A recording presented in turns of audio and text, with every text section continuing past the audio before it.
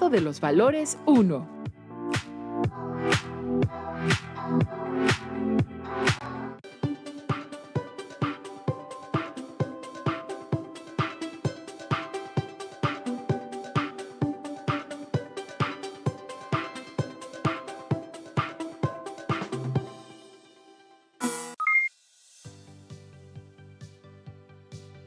¿Cómo están? Sean bienvenidas y bienvenidos. Nos encontramos en otra sesión de matemáticas para tercer grado de secundaria, en Aprende en Casa 2. Soy la maestra Miriam Villegas. Es un gusto estar con ustedes. En esta ocasión nos acompaña la maestra Isabel Mejía. Gracias. Espero que esta sesión sea grata y de provecho para su aprendizaje. Estoy contenta de compartir este espacio con ustedes. Seguimos trabajando con el aprendizaje esperado. Resuelve problemas que implican calcular la probabilidad de eventos complementarios, mutuamente excluyentes e independientes. En esta sesión, el propósito será analizar el significado de los valores al obtener una probabilidad. Dentro de los casos que veremos, hay algunas consideraciones sobre vida saludable. Los materiales que vamos a utilizar en esta sesión serán cuaderno de apuntes, juego de geometría, lápiz, marcador, colores y goma. Al final de la sesión podrán consultar su libro de texto. Si tienen discapacidad visual, preparen hojas Ledger, punzón y regleta. ¡Comenzamos! En este tema, iniciamos analizando las características de los eventos mutuamente excluyentes e independientes, así como la solución de problemas de este tipo. También aprendimos la escala de probabilidad y las distintas expresiones de su medida. En esta sesión seguiremos trabajando el tema de probabilidad. Con el siguiente problema fortaleceremos algunos conceptos como espacio muestral y eventos. Para comenzar, trabajemos con el experimento aleatorio, lanzar un dado y observar el número de la cara que cae hacia arriba. Determinemos la probabilidad de evento E, obtener un número menor a 3. Evento F, obtener un número primo. Calculemos. Primero, identifiquemos el espacio muestral. El experimento es el lanzamiento de un dado. ¿Cuáles son todos los resultados posibles al lanzarlo? Los resultados posibles son 1, 2, 3, 4, 5 y 6. En ambos eventos planteados, vamos a utilizar este espacio muestral, porque se refiere al mismo dado. Los casos favorables dependen de lo solicitado en el problema. Es decir, en el evento E, solicitan los números menores a 3. ¿Cuáles son? 1 y 2. ¿Por qué no incluimos al 3? Porque no solicitan los menores a 3, no igual a 3. La cardinalidad de nuestro espacio muestral es de 2. En el evento F solicitan los números primos. Sabemos que los números primos son aquellos que solo tienen dos divisores, el 1 y el mismo número. ¿Cuáles son los números primos del espacio muestral? Los números primos son 2, 3 y 5. Por lo tanto, la cardinalidad de nuestro espacio muestral es 3. Ahora pasemos al cálculo de la probabilidad. Sabemos que para calcular la probabilidad del evento E, se escribe la letra P mayúscula de probabilidad, entre paréntesis. Anotamos el evento solicitado, que es menor que 3. En el primer caso, el cociente es igual a la cardinalidad del evento entre la cardinalidad del espacio muestral, es decir, 2 entre 6, que es igual a 1/3. Al dividir 1 entre 3, sabemos que se aproxima a 333 milésimos y que es aproximadamente 33.3%. ¿Por qué piensan que vemos tantos resultados?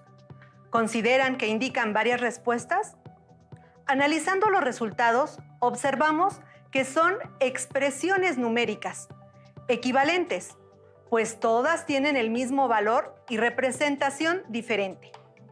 El primero se trata de la simplificación de una fracción. El segundo es la representación decimal de la misma fracción. Y el último resultado es la representación como porcentaje de la probabilidad. Podemos concluir que es posible representar la medida de la probabilidad como una fracción, como decimal o como porcentaje, y todas serán correctas y verdaderas, siempre y cuando sean expresiones equivalentes.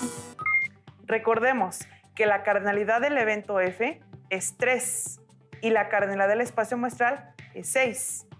Por lo tanto, la probabilidad de obtener un número primo es igual a 3 entre 6.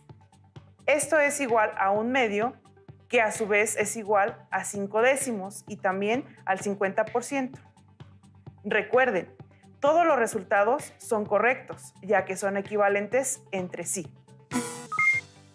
Muy bien, la forma en que se representa una probabilidad es distinta, pero su valor o interpretación es el mismo. La forma en que expresemos un resultado depende del tipo de probabilidad que utilizaremos. Por ejemplo, en el pronóstico del clima, si están planeando un evento al aire libre o tienen un partido, querrán comprobar la probabilidad de lluvia. Los meteorólogos predicen el tiempo sobre la base de los patrones que se han producido en años anteriores. Es común escuchar que hay 85% de probabilidad de lluvia. Sin embargo, si estamos hablando del juego de Blackjack, el jugador tiene una probabilidad aproximada de 1 en 20 de conseguir el 21, un Blackjack. También hemos escuchado decir que si un estudiante responde al azar una prueba de opción múltiple con 5 respuestas, tiene 1 de 5 de probabilidad de contestar de forma correcta. En decisiones médicas, la probabilidad también puede ser importante. Si les dicen que es necesaria una cirugía para conocer la tasa de éxito de la misma, con base en la probabilidad podrán tomar una decisión. Hasta el momento, hemos calculado la probabilidad desde el enfoque clásico. Ahora, en los siguientes casos, utilizaremos el enfoque frecuencial. El cálculo de la probabilidad frecuencial requiere obtener datos de un experimento aleatorio. Recuerden que un experimento aleatorio es aquel que cuando se repite bajo las mismas condiciones, el resultado que se observa no siempre es el mismo y tampoco es predecible. Vamos a analizar. En la Escuela Secundaria Silvestre Revueltas, la maestra Gaby realiza con sus alumnos de tercer grado de secundaria un experimento. Cada alumno debe lanzar un dado una vez. Si el grupo es de 30 alumnos, ¿cuál es la probabilidad de obtener un 5? Con los datos obtenidos, el experimento, calculemos. Primero, identifiquemos el espacio muestral de nuestro experimento. El espacio muestral es igual a los resultados obtenidos por el lanzamiento de un dado por parte de cada uno de los 30 estudiantes. Podemos ver que el evento G, que es obtener 5, sale 8 veces. Así, la cardinalidad del evento G es 8, ya que en la tabla se observa que fue el número de veces que cayó el número 5. Realizamos el cálculo. La probabilidad de obtener 5 en el experimento es 8 entre 30, lo que es igual a 4/15, que son aproximadamente 266 milésimos, y a su vez es aproximadamente 26.6%. ¡Excelente! La forma de calcular y obtener los resultados de la probabilidad es el número de casos favorables sobre el número de casos posibles, pero la forma de analizar los datos es diferente. Los resultados no son solo números. Su interpretación nos ayuda a tomar decisiones en la vida cotidiana, al estimar o predecir eventos matemáticos. Por eso, la comunicación matemática y la estadística y su interpretación son importantes en la toma de decisiones en la física, la química, biología, finanzas, economía, psicología, entre otras disciplinas. Asimismo, en actividades prácticas como el control de calidad en la industria, la predicción del clima, los modelos de estudio de la propagación de epidemias, las encuestas, entre otras. Muy bien, estimadas alumnas y alumnos, ¿qué les parece si analizamos algunas situaciones problemáticas que implican expresar la probabilidad de eventos y su interpretación? Y de esta manera poder brindar una orientación en la toma de decisiones y en el significado cuando se tiene un valor de probabilidad. Una alumna de una escuela secundaria técnica en Tlaxiaco, Oaxaca, nos presenta la siguiente situación. Estimados docentes, ¿me pueden orientar a resolver un problema que tenemos en la familia? Mi mamá usa lentes de contacto hace 10 años y al visitar a la oftalmóloga, esta le menciona que es candidata para realizarse una cirugía láser. Para tomar la mejor decisión, investigué y encontré la siguiente información en una revista especializada. Los resultados de investigaciones recientes afirman que las personas que usan lentes de contacto todos los días durante 30 años tienen una posibilidad de 1 en 100 de desarrollar una infección en los ojos que sea peligrosa, y existe una probabilidad de 1 en 2000 de que experimenten pérdida de la visión como consecuencia de su uso. Por otro lado, el riesgo de que ocurra una importante pérdida de la visión con la cirugía ocular con láser es de 1 en 10.000. Al observar los datos nos preguntamos, ¿qué es más riesgoso, la cirugía ocular con rayo láser o el uso de lentes de contacto? Si mi mamá sigue usando lentes de contacto, ¿qué enfermedad es más probable que desarrolle?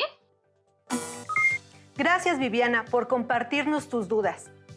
Estimadas alumnas y alumnos, ayudemos a su compañera a resolver el problema.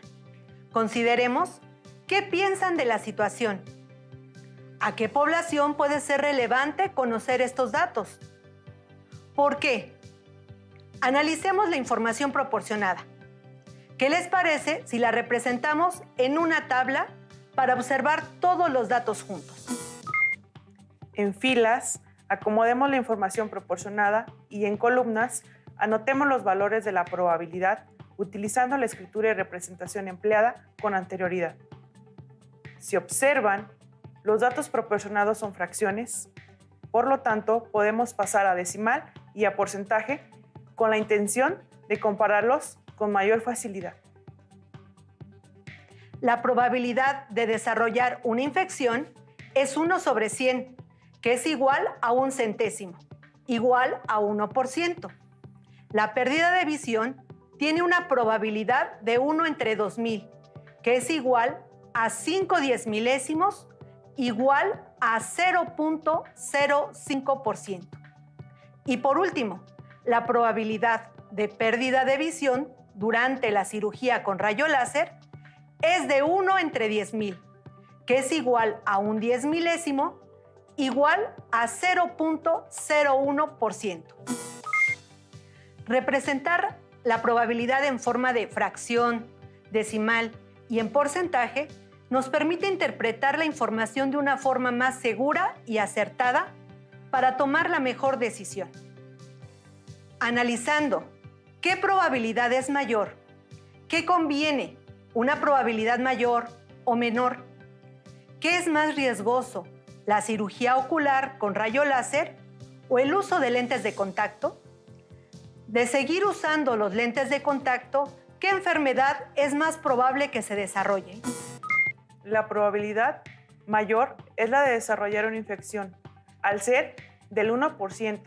Después, la pérdida de visión con 0.05%. Y por último, la cirugía con rayo láser.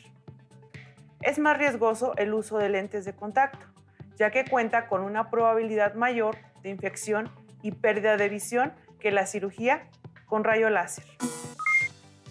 En este caso, conviene más una probabilidad menor, que es la de la cirugía láser, con 0.01%, ya que nos indica un menor riesgo si se decide esa opción.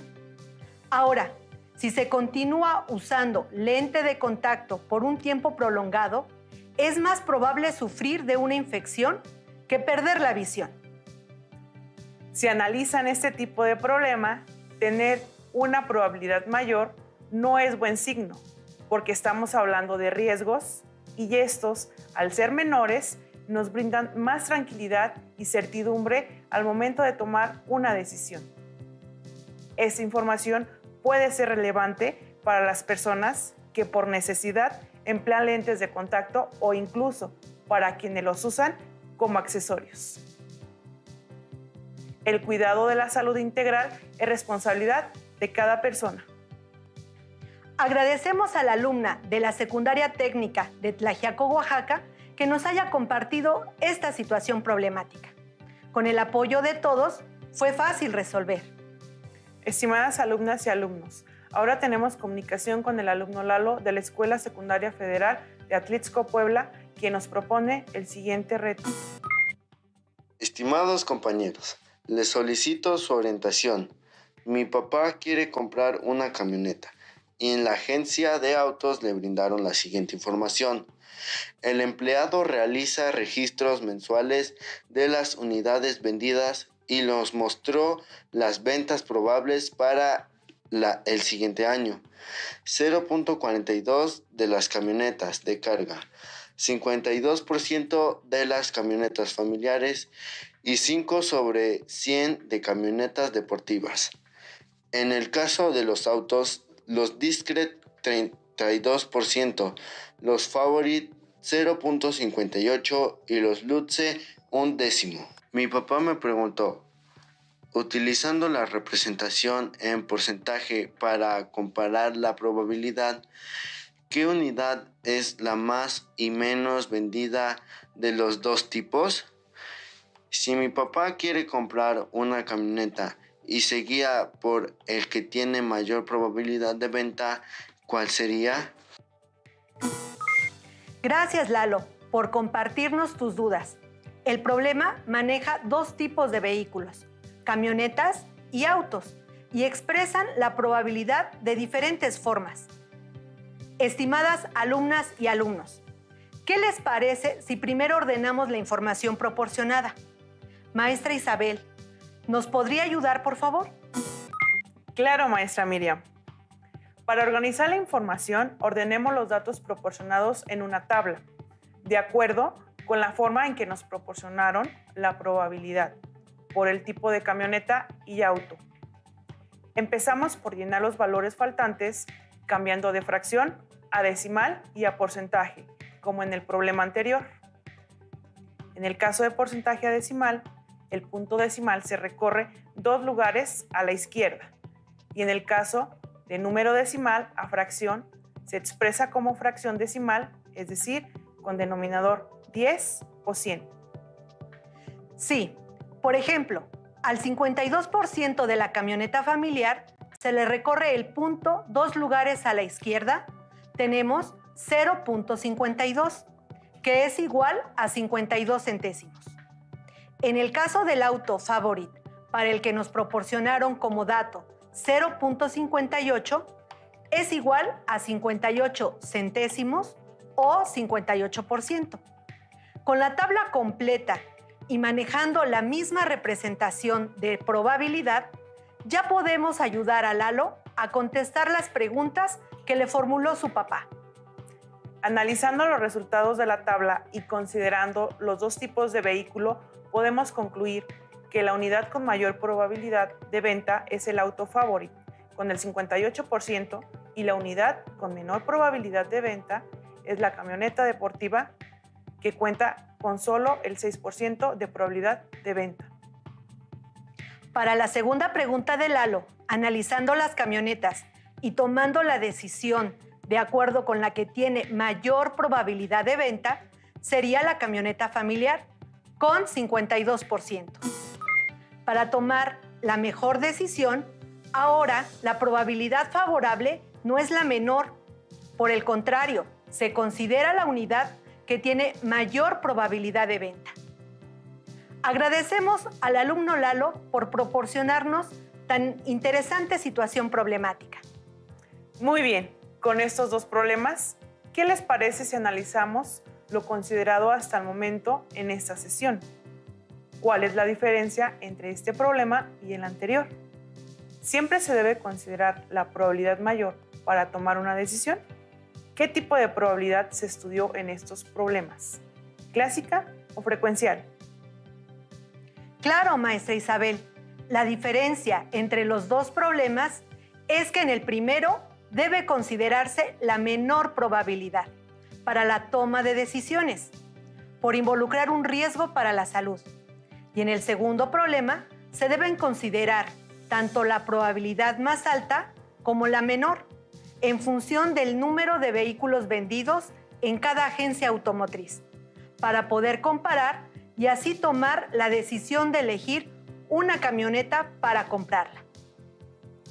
No siempre se debe de tomar la mayor probabilidad para tomar una decisión. Se debe considerar la situación planteada. Entonces, la correcta interpretación de la información resulta de suma importancia para la toma de decisiones. En ambos problemas se trabajó la probabilidad frecuencial porque se obtiene de una estimación de resultados a futuro donde los resultados posibles permiten la toma de decisiones. Maestra Isabel, se comunica con nosotros la alumna Frida Tolentino de una escuela secundaria diurna en la Ciudad de México y nos presenta la siguiente situación. Estimados compañeros, solicito su ayuda para resolver un problema que se me presentó en el libro de texto. Una compañía de seguros de automóviles clasifica a sus asegurados de acuerdo con el número de accidentes que se presentan al mes. La siguiente tabla recoge la información de 100 asegurados dividiéndolos por grupo de edad y por género. ¿Cuál es la probabilidad de que una mujer tenga un accidente? Dado que un hombre sufrió un accidente, ¿cuál es la probabilidad de que su edad esté entre 20 y 40 años? Gracias por su apoyo.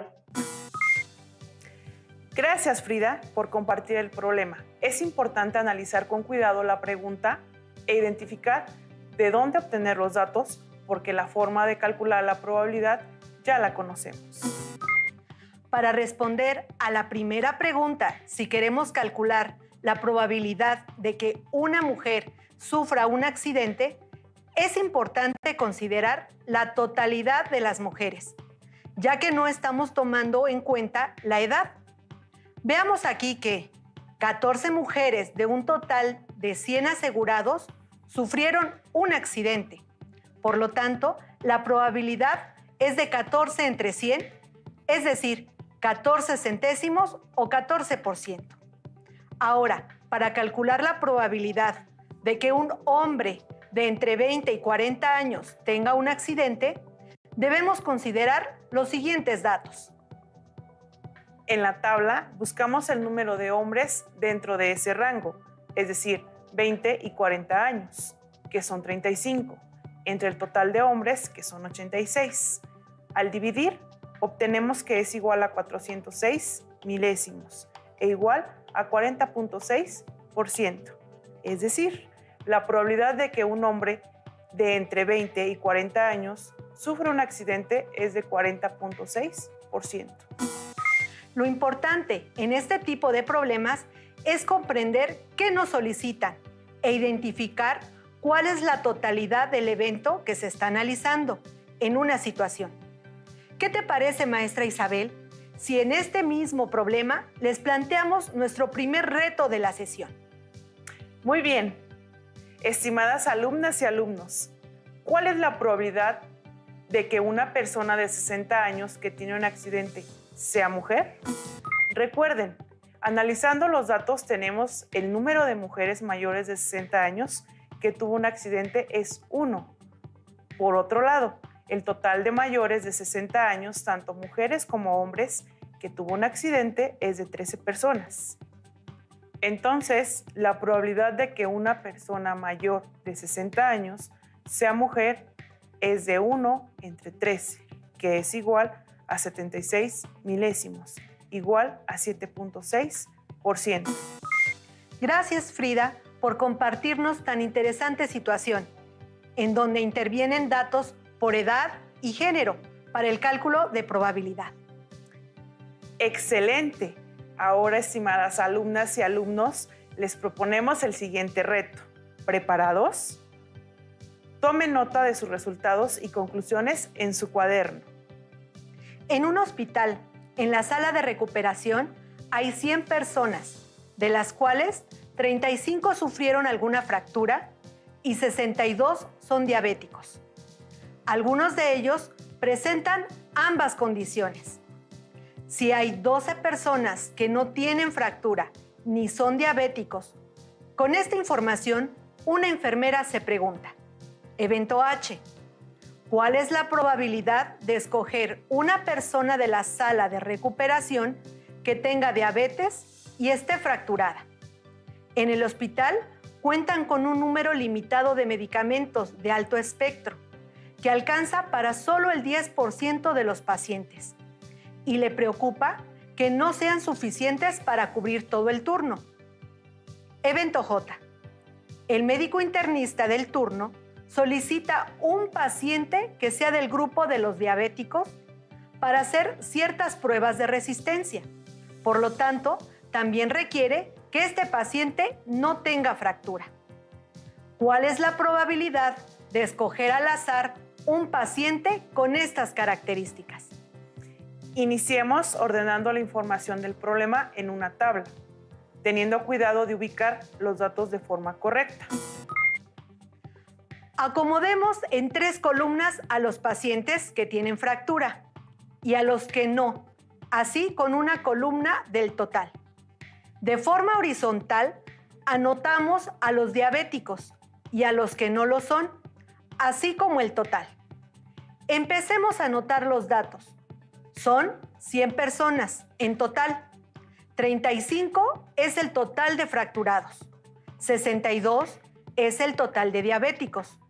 Por diferencias, podemos escribir los totales faltantes. Por último, escribimos el 12 en el cruce de los que no tienen fractura ni son diabéticos. Con estos datos, podemos, por diferencias, empezar a llenar los espacios en blanco. Es decir, para completar las 100 personas, faltan 65 sin fractura y 38 sin diabetes. Para los que no tienen fractura, si en total son 65 menos 12 que no tienen diabetes, obtenemos que 53 tienen diabetes. Para los diabéticos, si el total son 62 menos 53, obtenemos 9 en la columna de pacientes con fractura. Para completar los 35 con fractura, anotamos 26 y así completamos la tabla. Si ustedes observan, ahora solo nos falta realizar el cálculo de la probabilidad del evento H, de escoger una persona de la sala de recuperación que tenga diabetes con fractura. Vamos a dividir 9 entre 100, igual a 9 centésimos, que es igual a 9%. Con esta información, la enfermera puede tomar decisiones importantes, como solicitar más medicamentos si la probabilidad fuera alta, o incluso dar prioridad a ciertos pacientes si fuera necesario.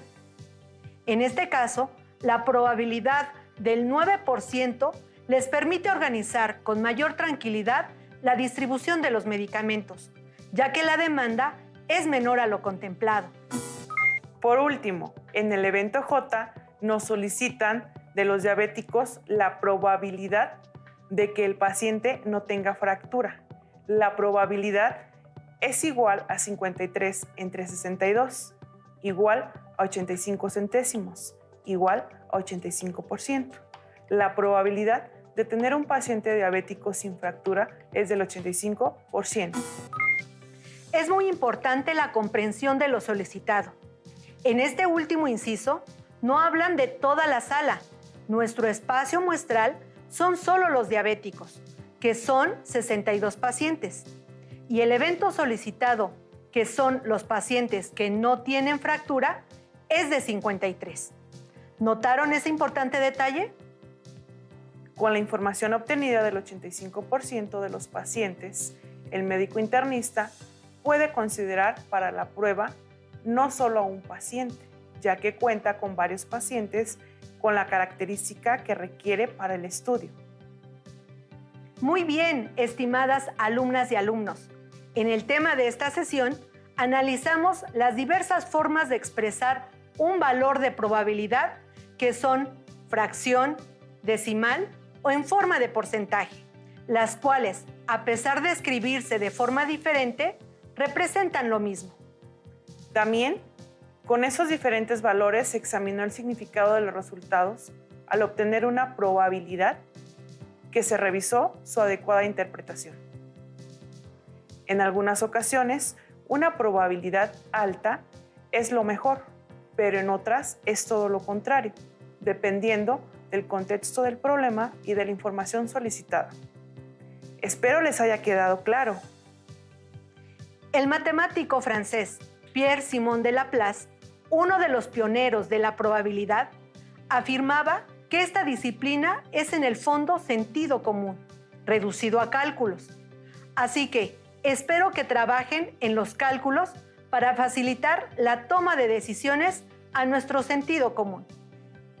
Les invito a que busquen en su libro de texto todo lo relacionado con este tema y a que resuelvan ejercicios que ahí se proponen. Así podrán enriquecer su conocimiento y tomar notas en su cuaderno. Listo, por el momento terminamos. Soy la profesora Isabel Mejía. Muy pronto nos volveremos a ver para continuar explorando y descubriendo aún más el mundo de las matemáticas. Mi nombre es Miriam Villegas. Esto es todo por esta sesión. Los esperamos mañana en Aprende en Casa 2. Hasta la próxima. Si tienes dudas o necesitas ayuda,